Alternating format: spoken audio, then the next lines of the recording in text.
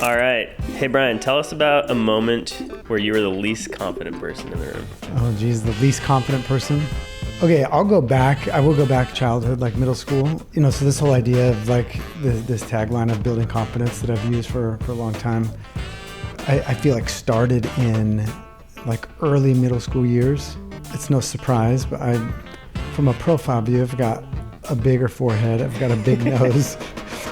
I was in braces for 7 years. My first orthodontist had pulled everything back. I think it was maybe 6th grade. So one of the kids in my class like burned me. He's like, bro, you look like a real life Bart Simpson. Feeling like the least confident person in the room was probably middle school. Yeah, I think it's interesting in our profession, right? We always work with people in confidence, right? Your motto is building confidence. And sometimes I think in our profession, we don't really look on ourselves and think like, where are we self-conscious? Because a lot of times we are so focused on others, right? And their idea of what confidence is and how can we help them? Like we get to a point where it's just like everything's focused on everyone else that we don't look on ourselves of what's actually affecting our confidence. For sure. I think that affects how we show up to treat other people too. I think when you can be your most confident self, then I think it impacts how you treat others. And I think you and I have had a lot of conversations around this topic of like where we've felt the most confident over the years. And for me, it has a lot to do with like what I do professionally. Like when I realized that there was something I was good at, when you do more of what you're good at, you become more confident. And I think you've experienced, that same thing, but even at a much more rapid scale with how you've grown, professionally, clinically. It's been super impressive. Well, I'm excited to have you on the podcast today. So wanted to introduce Brian Harris. This is one of my biggest mentors. I'm Dr. Tyler Hales, host of the Confidence Question podcast. We are on this journey to really understand what confidence is. And Brian, when I say that, what is it that comes to mind? What is confidence?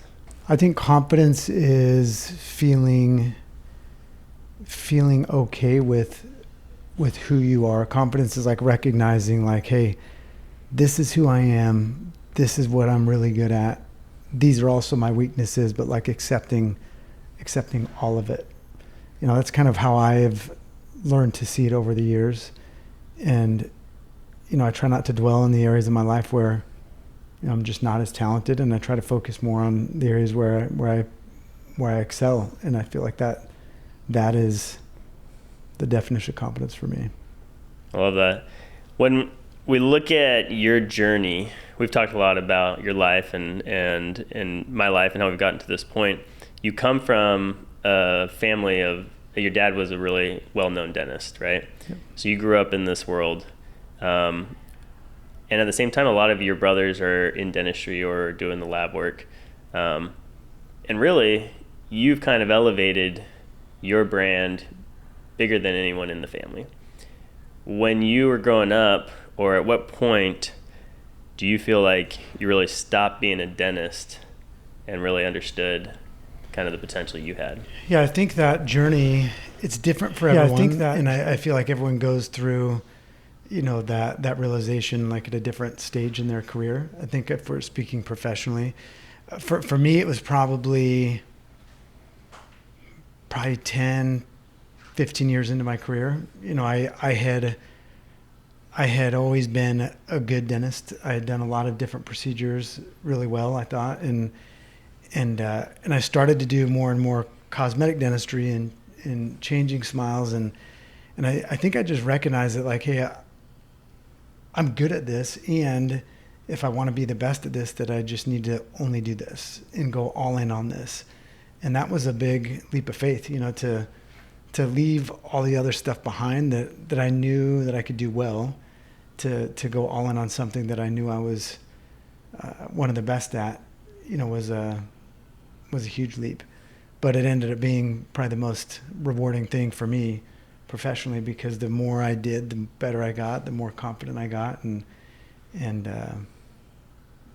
it's interesting looking back now. I mean, it's been what, almost 12 years since that leap of faith.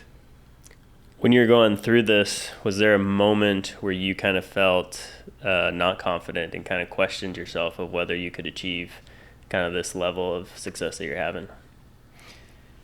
Yeah, I think everybody gets imposter syndrome. There was a time where I was like, wait, people see me as an expert at this thing, but like, am I really that good at it? And I think anytime that I would compare myself to other people, like that's where I would get in this place of scarcity or this place of fear of like, not really believing in my true gifts.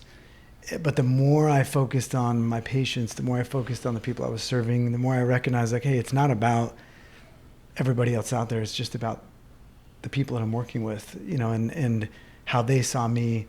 And the more I focused on the relationships, then just the easier it got.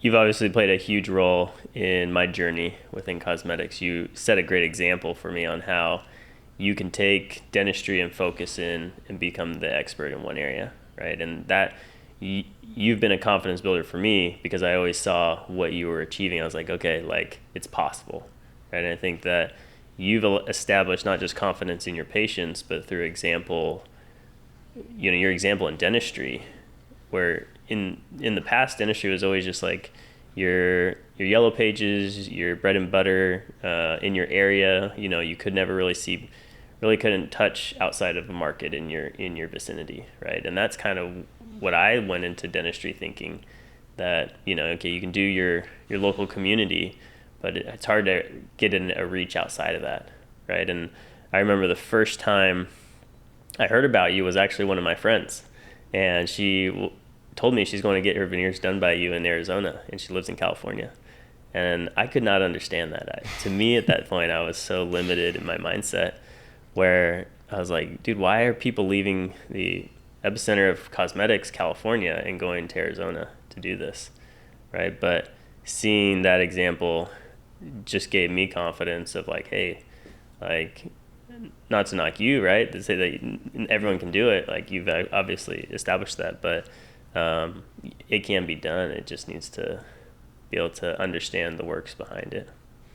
I remember that conversation. I remember what was crazy about it is you were still so young in your career, and I remember I almost feel like it ignited a fire within you though, because like it was shortly after that. I think you had come to one of my courses, but shortly after that, I saw you attending like all these other like courses from amazing cosmetic dentists, and then I started to see your work on social media and like how good it was and how quickly it was progressing.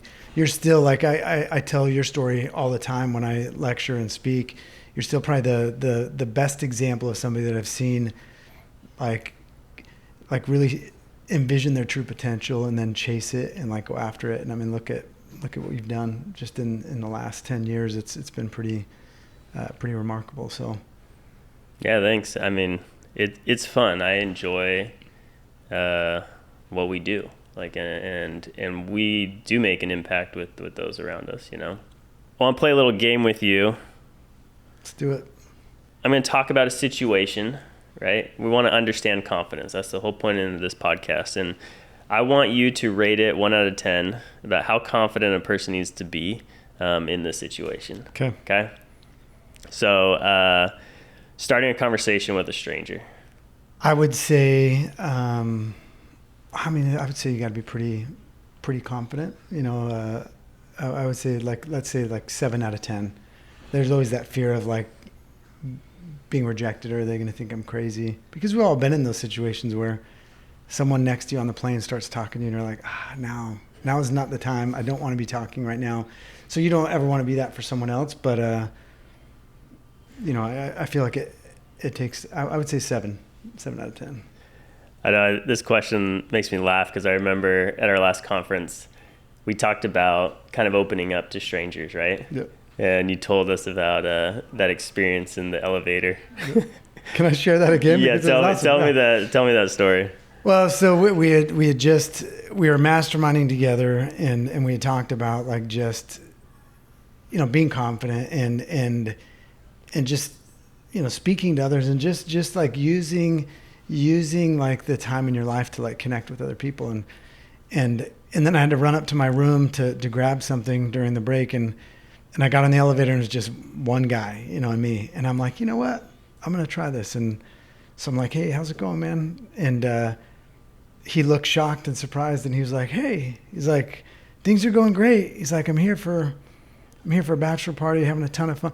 And just this like 30-second conversation in the elevator, he walks out and he's like, hey, have a great day, man. And it felt so good. I'm like, I could have just sat and looked at my phone and act like I didn't see him like sometimes we do.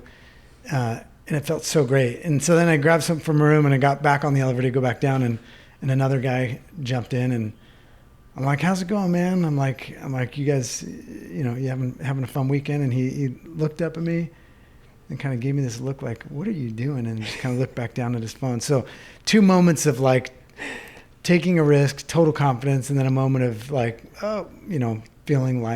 feeling stupid for, trying to start a conversation with somebody. So anyway. Yeah, it's interesting how 2 responses can affect your confidence, right? The first one, you're like, dude, I could do this all day long because you felt really good afterwards. And then the second one, you're like, I'm never doing this again, right? Because people just take it so differently, right?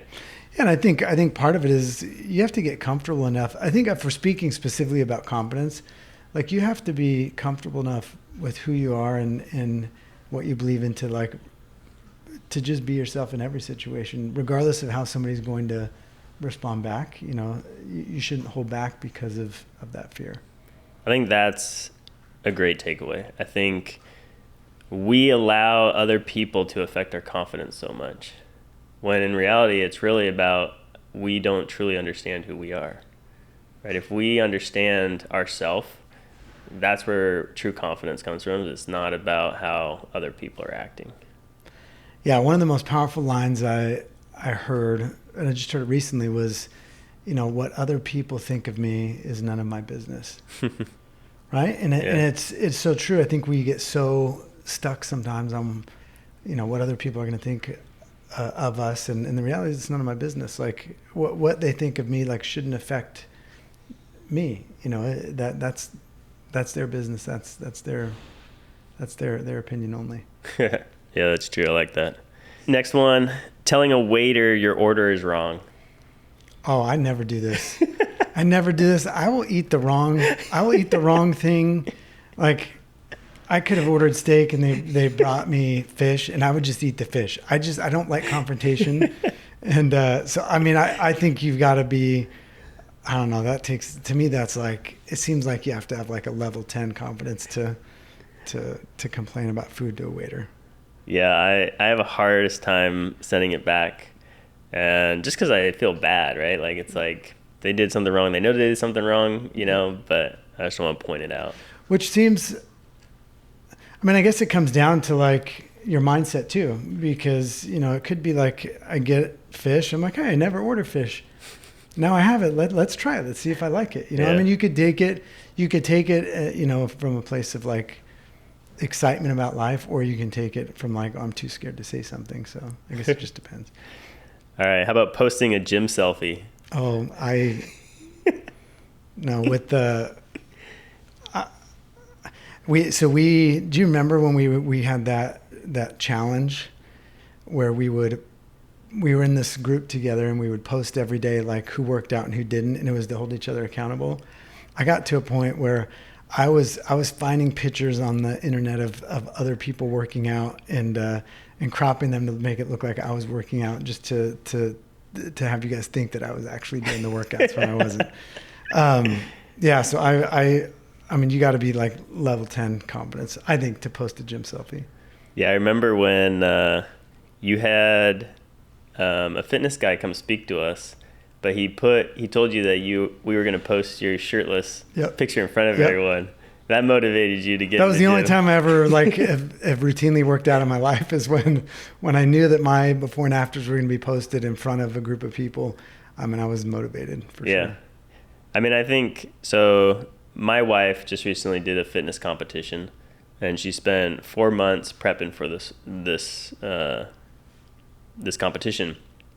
And to be honest, it was actually incredible to see her confidence grow over the 4 months, because she like got more definition, her muscles got bigger. I mean, she looked probably the peak of her life, and I don't think she really recognized the confidence, but I could see it from an outside perspective, where just the way she carried herself, she actually like put herself in situations where she would talk more in publicly. And it was interesting because I told her, I was like, dude, you need to kind of share your journey, right, on social media, because people want to see that, people want to know that. And she still didn't do it, right, for whatever reason, but it was cool to see personally how she was able to gain in confidence. I mean, physically, if we look better, I think that is part grows our confidence. I think some of that has to, it's the physical transformation, and I mean, it relates to, I think, the same way to smiles, right?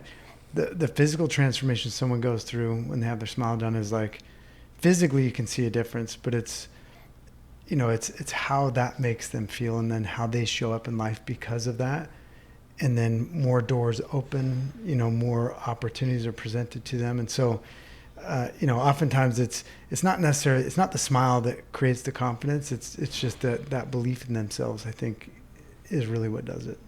Yeah. All right. Last question. Telling people your big goals. I think the only reason, I think you've got to have like a level 8 to 9 confidence for that. And I think it's because, sometimes we hold back in telling like our true goals because we don't want people to think we're, overly confident, or, maybe there's that fear of what if I fail? But I think it takes a good amount of self-confidence to be able to, believe that you can do something and then speak it out loud to those around you. Yeah. Yeah, I'm a big believer in like manifesting, right? And having these big goals. And my team will tell you this, that like I often speak of like my expectations, but one of the things why I think I feel like I've been able to grow so quickly is those expectations for myself. And I truly believe that I can hit these impossible goals, right? And the only way that I can do that is I talk about it, right? And so for me, I think it does take a lot of confidence to have those goals, but at the same time, like the only way I know I can achieve those goals is if I like put it out in the universe, or I tell people, because then it's going to hold me accountable. Yep. I think people are afraid to talk about their big goals because they're afraid to fail. But failure, I believe, is only a way to success. Like we all fail. Everybody has to fail at some point, right? And if we don't fail, then we're not trying, personally. Yeah, and I think when you set those unreasonable goals, even when you don't hit them, you're so much further along than you would have been, if you would have just set like a reasonable goal. So I think it's actually something I've always respected about you is you dream big, and you chase big goals, and I think it's impressive. Still not at your level, but we're getting there. Oh yeah, right. When we talk about those impossible goals, right, and what you've been able to achieve in your career, what do you feel? What did it cost to really put your name on something that was separate from like Harris Dental and from your family? Yeah, I've been so blessed to be able to have a mentor like my dad, who was a very well-respected dentist and very amazing at what he did clinically, but also I think more importantly, like what he did with how he treated people. And both of my brothers are amazing dentists, and my youngest brother with his dental lab. I think there's a time in everyone's career though where you have to decide like what the future looks like for you. And I think especially in family businesses, that's tough, because not everybody in the family business is going to see the world in the same way. And it's actually been a huge blessing because, my dad was always a voice of reason. My brother Scott, same thing, was always kind of, a little bit more level-headed in how he sees the world and how he sets his goals. And so we really kind of balanced each other out. But it was hard. I would say, looking back now, like, I feel so grateful that they were as patient as they were with me when I wanted to run fast and take risks, maybe when they didn't. They gave me the space to do that. And I think both the one who wants to run fast has to understand that that can be a challenge, and those that are partners that maybe want to take things a little bit more slow need to respect those boundaries too. I guess what I'm saying is I feel grateful in my situation. It worked out great because we all supported each other along the way, and we're always trying to be self-conscious or conscious of the fact that we are running at different paces. Did you say that there was a time when you felt like you owed it to your dad or your brother to kind of like stick around versus having a confidence to be like, having a real conversation with them and be like, hey, like, I need to go and do this thing and set me free in a way, right? Yeah. Oh, I did. I felt like I owed it to them because I feel like I did. I think my dad opened a lot of doors for me that I wouldn't have been able to be opened if he hadn't done what he did in his career. And my brothers always supported me. And so I did feel this sense of respect and loyalty to them. But then, yeah, it was being able to have those conversations with your business partners saying, hey, here's what I'm feeling, here's what I want to do. And just being direct about it, I think is really important. I think when you hold it in and you don't talk about it, and then you're upset inside about it like that, because I've done that too. And that can create contention, and it's not good for anybody.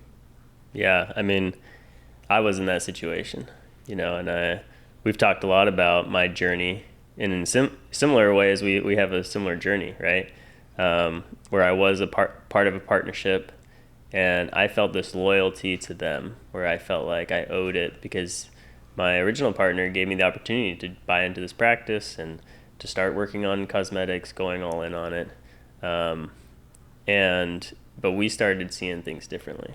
And I just felt like, I kept trying to like hold on to this dream that I had that wasn't cohesive for everybody, right? Everyone didn't have the same dream. And I kept trying to push it. And it's interesting, everyone saw it except for me. Like, everyone told me, you need to go do your own thing. You need to focus on your brand. And I literally was the last one to finally break through. But I had to have that hard conversation where, hey, like, I need to leave. I need to go on my own. And it worked out for me where, they have their practice now, and I was able to build this. But that was honestly one of the hardest confidence ideas that I really didn't know if I could do it, right? Can I go on my own? Can I do only cosmetics? Can I build this practice in Corona Del Mar? I felt like it took a long time for me to have my own confidence to be separate. And it was a hard journey. And maybe that time it took, though, is what you needed too. I think sometimes you have to be in it long enough to know for sure that it's what you want to do. And yeah, it's all part of the story. Like, I think if you hadn't gone through that, I mean, you wouldn't have been able to create this. And so, I think so many partnerships end terribly and they don't need to. It's like, if you can create your way into a partnership, I think there's a way to create your way out of it. And sometimes it's not easy for both sides, but it can be done for sure.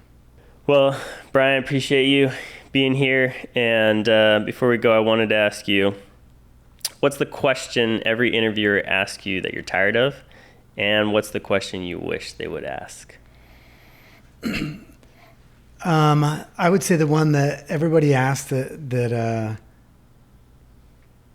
I am tired of is probably maybe not an interview question in a podcast, but the question of like, what hobbies do you have? What do you do outside of work? That one's hard for me because I think you go through different stages in your life. I'm in this stage of my life where I'm like, I'm really enjoying the work and what I do. And so like almost like I'm ashamed to admit like, I don't have as many hobbies as I used to because I'm just in a different phase of life. I think the question I wish people would ask more is, who are the people that you feel, really lifted you up to be able to get you to this place where you're at now. I think there's people in my life, for example, my wife's a great example of someone who's been super supportive all along the way. My dad's another example, but like my business partners, my team, there's people in my life that have done so much for me that maybe didn't get much of the credit that really deserve it. So I think that would be an interesting question for you to ask people is, who in your life do you feel kind of deserves most of the credit for where you are that maybe doesn't get it, and I think they're the ones that really deserve it, Yeah, we have to be the face of our brand, right? And it's a good place to be. But at the same time, especially in dentistry, we can't do anything without our team, right? Like, I mean, let's talk about veneers, right? We need our lab guy to be able to produce the veneers. We got to have our assistant to be able to do all this. Like, there is so much behind the scenes that don't get any of the credit. I like that. And also the networking. Like, honestly, I think, I do give you a lot of the reason why I'm here is because of you, and I think that's why I wanted you to come on this podcast, was people to be able to see how your brain works and how our relationship is so much back and forth and understanding and working through problems and solutions, because it can be impactful, and it takes so many people for us to see that success, but a lot of times they only give the success to one person. For sure. So. And it feels selfish, and it happens to me all the time where I'm like, man, I should give more credit to my team. I should give more credit to my ceramists, like you said, where it's like, yeah, they're a big part of this process too.